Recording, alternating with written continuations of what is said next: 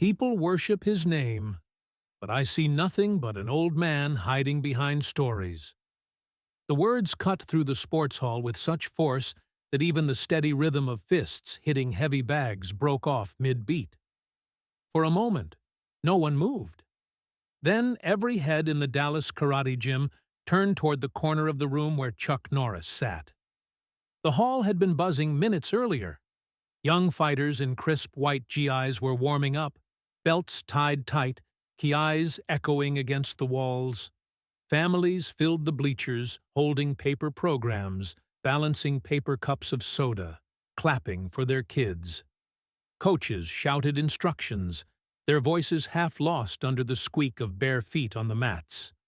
Local TV cameras swept the room for shots of bright-eyed children, hopeful parents, the usual wholesome footage they could run in the evening news.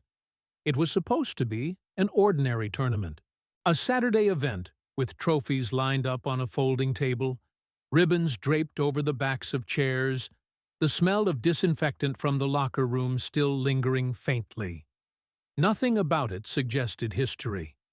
And then the insult landed.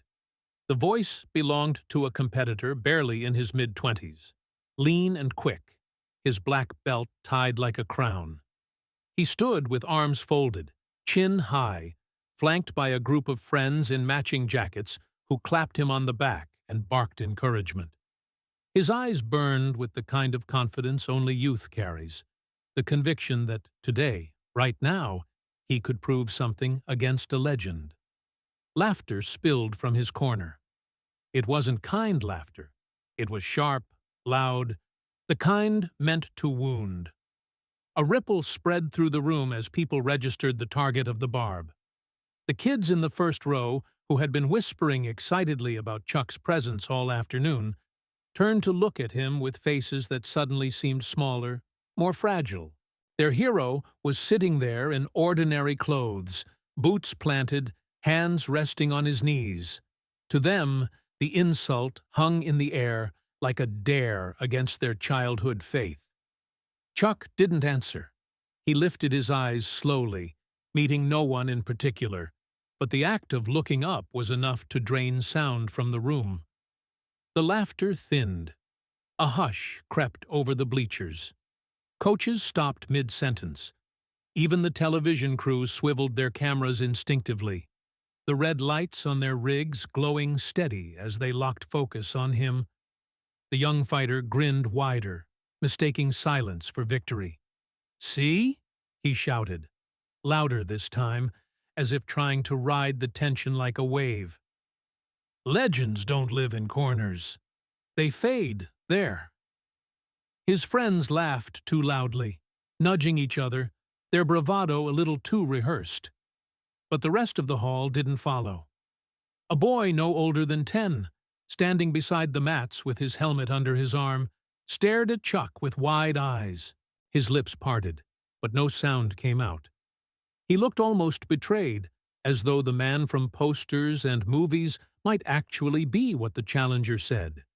Just an aging story, not a force. The air grew heavy. Chuck still hadn't spoken. His silence pressed harder than words, the kind of quiet that doesn't retreat, but advances, filling space like water rising. You could feel the collective breath of the hall balancing on the edge of his reaction. The insult still lingered in the rafters, but its owner seemed smaller now, his voice echoing without the room's support. He shifted his weight from one foot to the other, forcing another laugh, but it landed wrong. It was too sharp, too fast, betraying nerves he hadn't meant to show. Chuck's gaze lifted toward the mats where the young fighters had been sparring only minutes earlier. His eyes scanned the trophies lined up in neat rows, then moved back to the floor, to the challenger standing proud in his belt. The cameras closed in on his face, searching for anger, pride, any emotion at all. What they found instead was stillness, the kind of stillness that made you forget the chatter, forget the fluorescent hum of the ceiling lights, forget even the crowd pressing close on all sides. He didn't rise, not yet. He didn't speak, but the air in the gym had already changed. And the question pressing down on everyone, children clutching their gear, parents craning their necks, trainers wiping sweat from their brows, wasn't whether Chuck Norris had been insulted. It was whether he would answer. Just wondering. Where are you watching from? Write it down. Bellow. The black belt planted himself on the center mat like a man claiming territory. His GI was still sharp at the folds, belt tails snapping with each breath. If he's really who they say he is, he shouted, turning for the cameras, let him prove it, here and now. His friends pounded the boundary pads with their palms, each slap echoing like a drumbeat. The noise was meant to make him look bigger, louder. The gym transformed in seconds. Families who had been murmuring about lunch fell silent. Coaches lowered clipboards. Children stood on benches for a better view. The local TV crew pivoted, red lights on their rigs glowing steady, hungry for footage. What had been an ordinary Saturday tournament began to feel like a gladiator pit. The young fighters smiled too widely, nerves hiding behind bravado. "Come on, sir," he said, voice pitched for the crowd. "All we've heard are stories. Don't let YouTube hold your legacy." A handful of kids laughed nervously. Their parents didn't. And then Chuck stood. No theatrics, no sudden burst of energy. Just a quiet rising, the scrape of his boots carrying farther than the challenger's shout. He stepped from the shadow of the bleachers into the harsh overhead light. Every phone in the gym lifted at once. A little girl whispered, "Is he really going to fight?" Her father didn't answer. A flustered coordinator jogged up beside him, muttering, "Sir, we're on a schedule, Chuck nodded once, without slowing. He reached the mat and stopped at its edge. The young man bounced on his toes, feeding on adrenaline, glancing at the cameras again. Chuck's eyes found him. "Respect isn't given," he said. "It's earned." He didn't raise his voice. He didn't need to. The words dropped into the silence like a stone into a well. The young fighter's grin faltered for half a breath before returning, thinner than before. The judge cleared his throat, clipboard tucked awkwardly under his arm. "This is not a sanctioned match," he warned. "Demonstration only. Control." He looked at the cameras and added, "Keep it light." The crowd ignored him. "Do it! Show us!" "No! Stop!" The room divided in an instant. Some cheered for the fight. Others pleaded for sense, voices braiding together into chaos. The black belt gave a shallow bow, more flourish than respect. "Demonstration," he said, eyes glittering. He wanted spectacle.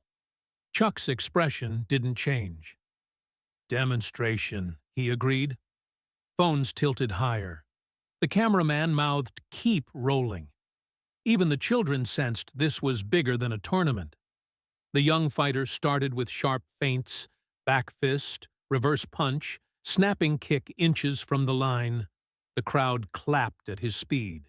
He glanced at his friends to make sure they saw. They cheered on cue. Chuck remained still. No bounce, no flare, just quiet breath. He looked less like a competitor and more like a wall the other man would eventually run into. The youth's grin cracked. "Ready, legend," he shouted. A boy on the bleachers whispered, "Please don't." The judge raised his hand, hesitated, then dropped it. "Begin." The black belt lunged, a crisp 1-2, clean mechanics, enough to impress. But his fists met nothing. Chuck shifted half an inch, and the punches slid through air. No one cheered. It happened too fast. It felt like the cameras had skipped a frame. The young man pressed harder. Low kick, feint, high roundhouse. Again, Chuck moved just enough, a breath aside, the strike grazing only the space where he had been. Gasps rippled through the bleachers. The fighter reset, face flushing red. His friends' cheers wavered. "Control!" the judge barked. Chuck didn't answer. He wasn't fighting for points. He was showing the room the difference between speed and timing, between noise and silence. The youth spun, unleashed a flurry meant for highlight reels. The crowd leaned forward, ready to see contact. Chuck let the storm burn out in front of him, untouched. Then, softly, he spoke a single word. "Relax." It wasn't advice. It was truth. The fighter's eyes widened, anger blooming where pride had been. He launched again, faster, sharper, as if rage could erase being read so easily. Parents gripped the edges of benches. The coordinator clutched his first aid kit like a shield. Phones shook as people tried to keep them steady. The kick came, a head strike, fast enough to draw gasps. Chuck's leg lifted as if weightless, his heels stopping a breath from the young man's face, close enough to shadow his cheek, close enough that everyone in the room saw how little effort it had taken. The foot hovered. The room exploded in silence. Not applause, not screams, just compressed quiet, the kind that presses against the ribs. The black belt froze, hands rising on instinct, eyes wide with something between awe and fear. Chuck lowered his foot calmly, stepping back half a pace. The message was clear. He could have ended it, but he hadn't. The judge exhaled hard. A mother covered her mouth. Children stared, some in awe, some unsettled. The fighters' friends clapped weakly, their noise already hollow. Everyone understood what they had just witnessed, and the only question that mattered now was the one buzzing in every mind. Why had Chuck stopped? For a breathless second, the gym held that hovering heel like glass, balanced on an edge. No one dared move. Then the sound returned, the click of a pen falling from a judge's clipboard, the soft rustle of ribbons on the trophy table, the uneven breath of parents leaning forward on bleachers. The young black belt froze, his eyes wide, his skin pale beneath the flush. He had seen how close it had come. Chuck lowered his foot with the calm of a man placing a tool back in its box. The judge cleared his throat, his voice wobbling. "Control!" he barked, louder than needed, as if the word itself might save him from losing grip of the room. The fighter nodded stiffly and forced himself into motion again, circling, feinting, punching air to prove he was still in command. His friends shouted his name, pounding the boundary pads, but their voices rang thin. Chuck didn't chase. His breathing stayed steady, shoulders loose, gaze fixed not on the noise of hands and feet, but on the tension in the young man's core. It looked like he was waiting for a clock no one else could see. The black belt shot forward, a crisp back fist meant to graze the cheek, something the cameras could replay. Chuck shifted barely an inch. The glove found nothing. The crowd gasped, then fell awkwardly silent, as though cheated out of the sound they'd prepared. Another rush came, low kick, hip twist, spinning feint. It was sharp, fast, the kind of sequence that wins trophies. But Chuck's body simply wasn't where the kick landed. Violence seemed to pass through him without touching. Whispers spread across the stands. "Is this even fighting?" a boy asked. His father didn't answer. Humiliation crept into the young man's posture. He shook out his arms, forced a grin back onto his face, and tried to talk his way into control. "You won't throw," he said, voice cracking. Chuck blinked once. "You don't need me to." The line landed harder than any strike. It wasn't insult, it was truth. And truth burns. The fighter's cheeks reddened deeper. His friends clapped and yelled, desperate to keep the energy alive. He attacked again, jab, cross, hook, a barrage sharp enough to thrill any coach. Chuck tilted, parried with the smallest motion of his wrist, and let the power dissolve sideways. The glove brushed his forearm and went nowhere. Murmurs swept the room like wind through dry grass. The youth grew desperate. He spun into a back kick, heel whistling under the lights, built to earn awe. Chuck stepped inside the arc, laid a steady palm on the GI, and redirected him like water finding another path. It wasn't violent, it was surgical. The young man stumbled, facing the wrong direction, scrambling to reset before shame showed too clearly. Chuck stepped back, giving him space. Mercy as sharp as a blade. The crowd didn't know how to respond. Applause started and died. Boos caught in throats. Silence pressed heavier than sound. The fighter's breath rasped now, chest rising too fast, his shoulders hunched higher with each failed rush. His friends' chants faltered into isolated voices. A mother covered her mouth with both hands. A boy whispered, "How did he do that?" Chuck spoke once more, barely louder than the hum of the fluorescent lights. "Breathe!" The fighter heard it as mockery. Pride demanded more. He charged one last time, everything compressed into 3 frantic seconds. The crowd rose with him, phones lifted, hearts pounding. Chuck exhaled and moved. His heel floated up again, but this time stopped a hair above the hollow at the collarbone. A place you do not strike unless you mean to end something. The precision was terrifying. The foot hovered there long enough for everyone to measure the distance, to feel in their own bones what it meant. Then he withdrew. Slow, controlled, final. The black belt stood frozen, staring at the space where the strike hadn't landed. His relief was obvious, and in that relief, something like grief, a realization that he had wanted to be ready, and wasn't. Chuck bowed faintly, not to the crowd, not to the cameras, but to the effort itself. Silence filled the gym like water flooding low ground. The judge's voice cracked as he tried to restore order. "That's enough." It sounded less like closure, and more like an opening. People began breathing again. A few clapped, awkwardly. Others stayed still, hands tight on knees. Children whispered unfinished sentences. He could have. He almost. Their parents nodded grimly, as though a lesson had been taught. Chuck turned toward the edge of the mat. He looked ready to leave. The young man's chest hitched. His voice came out smaller than before, barely above a whisper but somehow louder than all the shouts earlier. "Why did you stop?" The question cut through the room.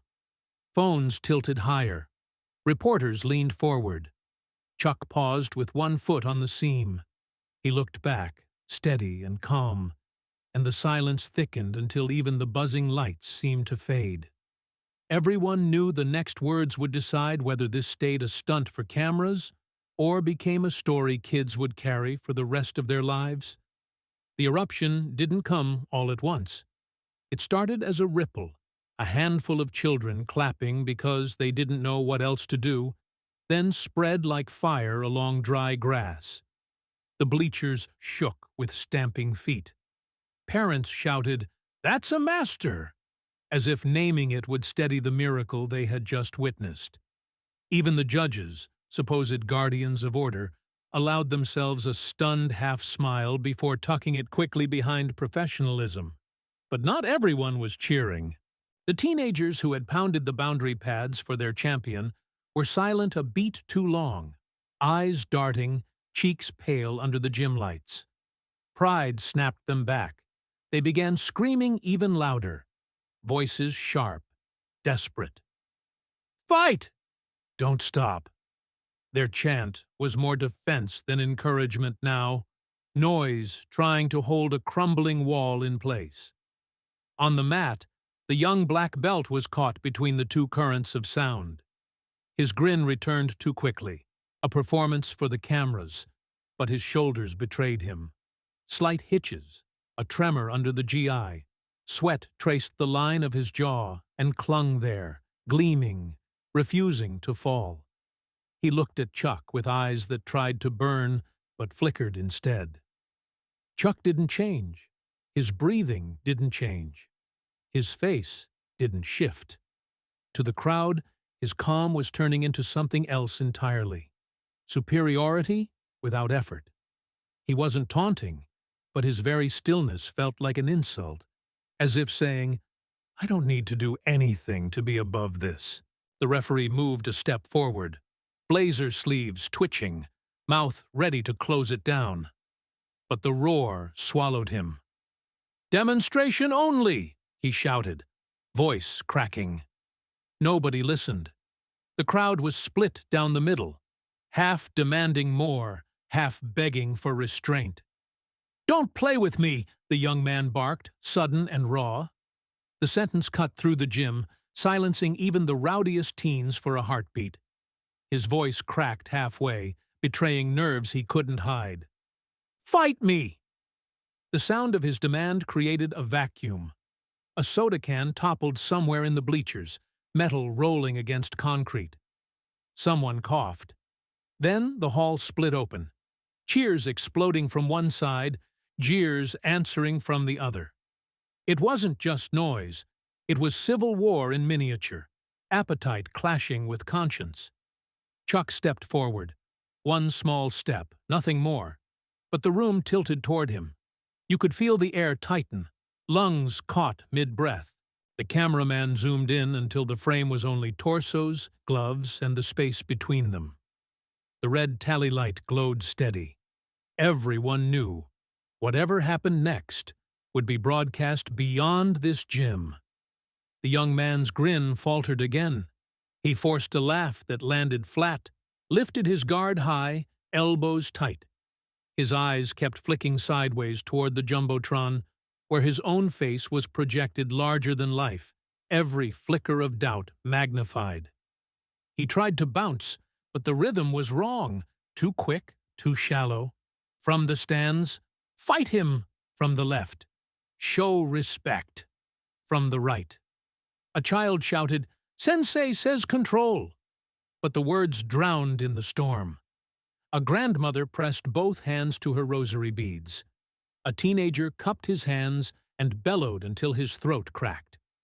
The referee raised a palm, then let it fall uselessly. His authority had left the building minutes ago. The young man needed the noise. He gestured for it with a jerk of his chin, and his friends answered, hammering the pads harder, their voices breaking. A chant stumbled into rhythm. "Fight! Fight!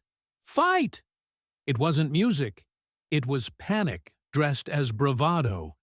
Chuck's stillness was heavier now. He wasn't posturing, but the weight of his calm pressed down on everyone. The boy with the sign, the judges, even the parents clutching their kids' shoulders.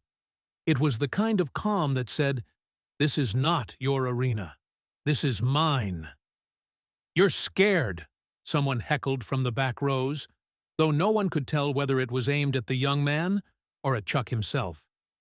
3 heads turned sharply toward the sound, and the heckler shrank into his seat. The young man swallowed hard. "Don't play," he repeated, softer, almost pleading now. Chuck shifted his toes against the tatami, just enough to let the floor know he was still there. The subtle scrape carried farther than any shout. It felt like a warning bell, though he hadn't meant it that way. Silence slipped into the noise for a moment. You could hear the fluorescent hum overhead, the rattle of the air vent, the faint squeak of shoes as a boy changed his footing in the stands. In that gap, the young man's breathing sounded ragged, amplified by the microphone of stillness itself. "Breathe," Chuck said quietly. The word didn't belong to just his opponent. Parents in the stands let go of the tension in their jaws. Kids inhaled like they'd been underwater. Even the referee exhaled, shoulders dropping an inch. But to the young man, it landed as a cut. His face burned red. He shook out his hands, muttering, I'm good, though he clearly wasn't. His pride bristled. His friends screamed louder to cover it. Chuck took another step. Not aggressive, not dramatic, just forward. But the crowd reacted as if the ground itself had shifted. Some leaned away instinctively. Others leaned closer, drawn to the gravity of it. The referee raised his hand again, but his palm trembled now. He wasn't in control of this story. "Fight me!" the young man demanded, louder this time, voice cracking at the edge of rage. His chest rose and fell too quickly, betraying the tremor he tried to hide. Chuck's gaze never wavered. His calm wasn't kindness anymore. It was judgment. The gym knew it, even if the young man didn't yet. The two breaths, the ragged and the steady, met in the space between them. The crowd leaned forward on that air, caught in the balance between pride and truth. And when Chuck's heel lifted barely an inch from the floor, not even striking, just hinting at the possibility of motion, the sound of the gym swelled again, not because something had happened, but because everyone understood. The next chapter was already waiting to be written. The young fighter launched forward the instant Chuck's foot settled.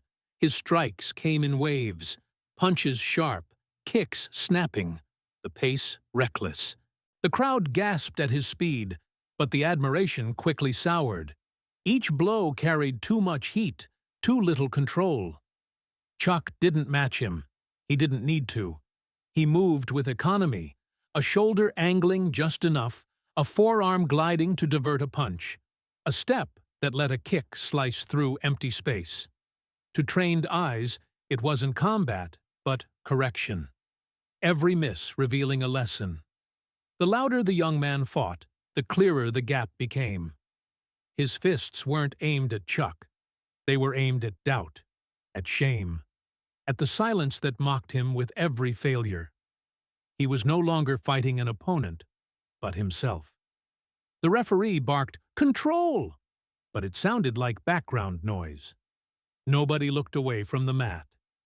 Chuck brushed aside another punch and leaned close, his voice low enough for only one to hear.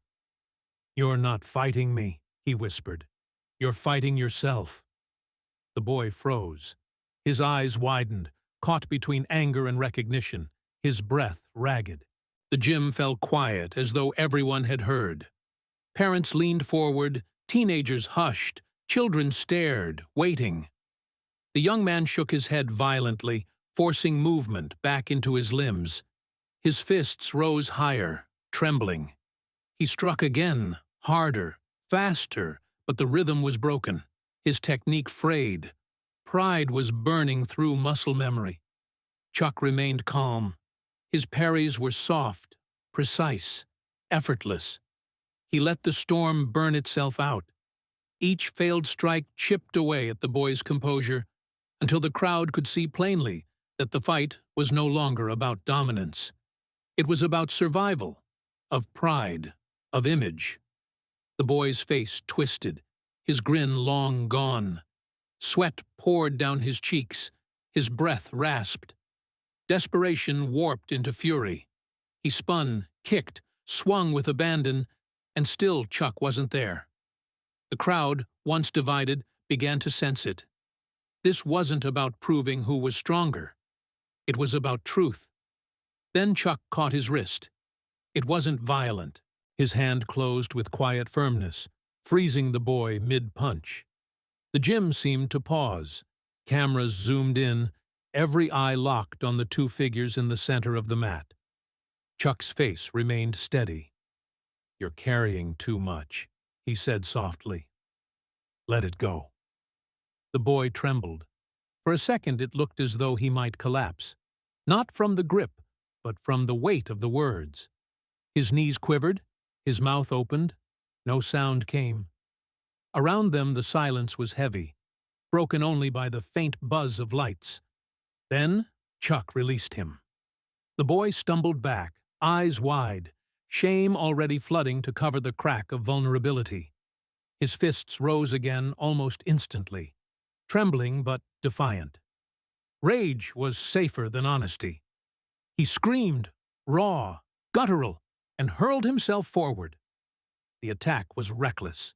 A spinning kick scythed through the air, fists followed, flailing with power but no clarity. The crowd flinched. A woman shielded her child. The referee half-stepped forward, then froze. Chuck parried once, then again, then stopped moving back. He let the boy expend himself, let him collapse into his own fury. His breathing stayed level, his eyes calm. To the crowd, the contrast was brutal. One man burning out, the other untouchable. The boy slipped on sweat, recovered, struck again. His friends screamed his name, but the sound rang hollow. Parents exchanged glances. Whispers died. Everyone could see it. The fight had narrowed to something inside the boy, a place Chuck had already reached. And then Chuck touched his shoulder. Not a strike, not a shove. Just presence. "You already lost," he said. The boy froze, locked in place, fists trembling but unable to swing. His eyes met Chuck's, full of anger, fear, and something else. The recognition that everyone in the gym saw the same truth. The crowd didn't need the words. They felt it. This wasn't combat anymore. It was a lesson, carved in silence. The young man shook, caught between collapse and defiance. His chest heaved. His eyes darted. The gym leaned forward as one, waiting to see whether he would surrender to the lesson or fight harder against it. The boy's lungs sawed at the air, breath hot enough to fog his thinking. His fists floated, fell, floated again, looking for a target that wouldn't stay still. Around the mat, the silence wasn't peace, but pressure. Parents leaned forward without meaning to. Kids hugged their gear. The teens who'd been chanting found their voices wouldn't start. Chuck gave him nothing to blame. No broad feints, no bait for a wild finish. Shoulders loose, hands low, eyes steady. The posture of a man who had already made his choice and didn't need the crowd to agree. The message was brutal only because it was true.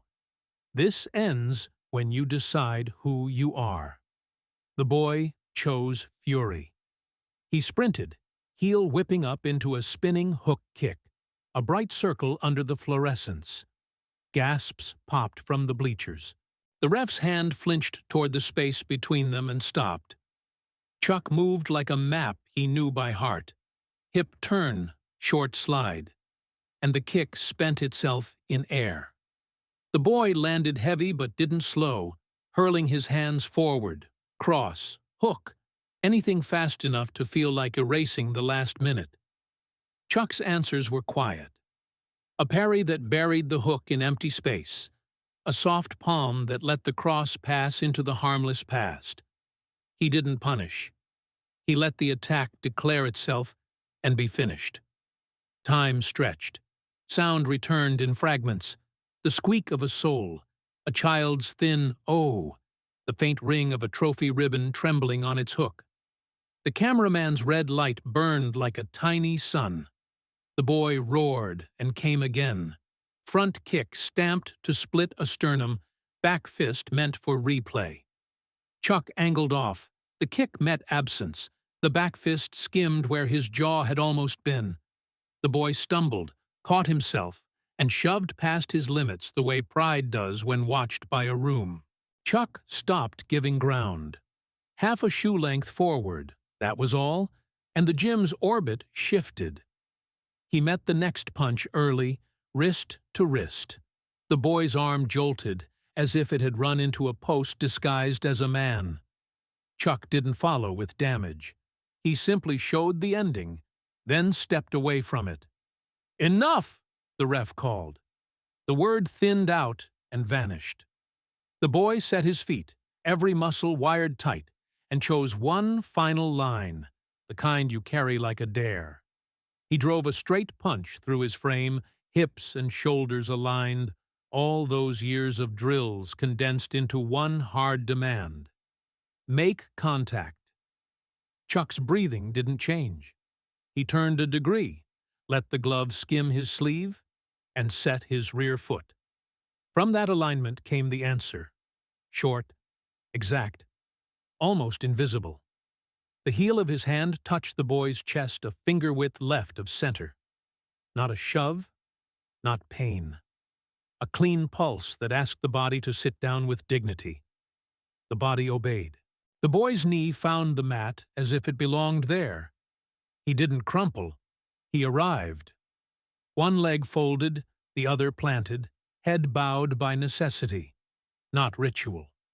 The frame held, youth kneeling because physics and character had agreed, just for a second, on the same truth. The silence had weather. Then the gym broke open. Front rows sprang up, clapping hard. A man slapped the rail and shouted, "That's it!" Children made high sounds they'd remember years later. The teenagers' chant staggered into scattered applause, then reassembled into a confused, "Let him up!" that sounded like bargaining with gravity. Chuck didn't bask. He stepped aside to give the boy room, the way a carpenter steps back to let a door find its hinge. One long breath. A fraction of softness in the eyes. "Respect starts here," he said. He didn't pitch it. He placed it, and it carried to the rafters without a mic. Even the kids in the top row understood that here wasn't the mat. The boy stayed on one knee a beat, shoulders trembling. No pain, just the collision of two stories. The one where he wrote himself a legend in a crowded gym, and the one where a man showed him legends aren't built on shouting. He lifted his head. Cameras tightened until the screen held only his face. Flushed skin, damp lashes, a jaw set against something that wasn't tears and wasn't not. In his eyes, defeat. Beneath it, a quick, painful light that looked like understanding trying to come through anger. Beyond both, a thin blade of pride, wounded but awake. The room argued with itself. Some roared approval of the lesson. Some booed the public humbling. A few called the boy's name, willing him to stand and swing, to prove the ending wasn't the ending. The ref hovered, unsure whether to step in or let the silence work.